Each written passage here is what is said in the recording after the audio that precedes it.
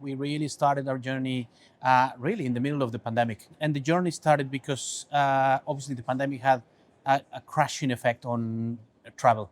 It basically stopped. So when it restarted, how do you restart a company that has no staff anymore?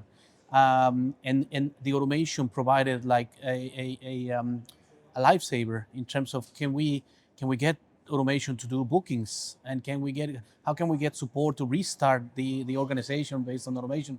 It's amazing to see that, fast forward a couple of years, where now, we have a very scalable COE, and we're delivering millions and millions in benefits. So it's really interesting to see how fast it was from very humble beginnings, for sure. So a very recent one has to do with the upselling of upgrades. Typically, what you should be doing is offering customers to say, at a discounted price, to say, hey, would you like to treat yourself for the second part of your journey and get an upgrade? And what we discovered is that those teams in the front line were not doing the upselling because they were under so much pressure to get the aircraft out on time, and the upselling was completely left outside. Through automating some of those admin back office tasks that people were doing in the front line, all of a sudden we started to offer the upgrades.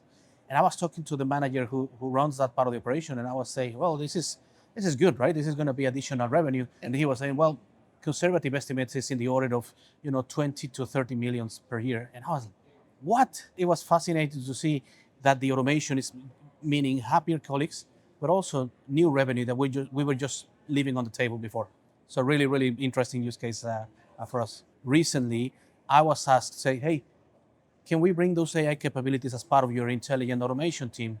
And the reason we're doing that change is that the approach doesn't change. The value drivers that we're going after for automation, which is increased revenue, cost reduction, NPS, carbon reduction, all that stuff still applies for AI.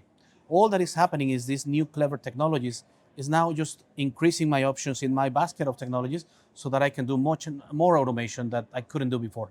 So that's the approach we're now taking. I think some other businesses will be in the same path. I know it's difficult, but try to put aside the distraction and focus on value. What are the problems you're trying to solve, and how do these new technologies can help you get there? Now, the reason we are with UiPath is twofold. One is, yes, the technology is best in class. That is clear, and that's great.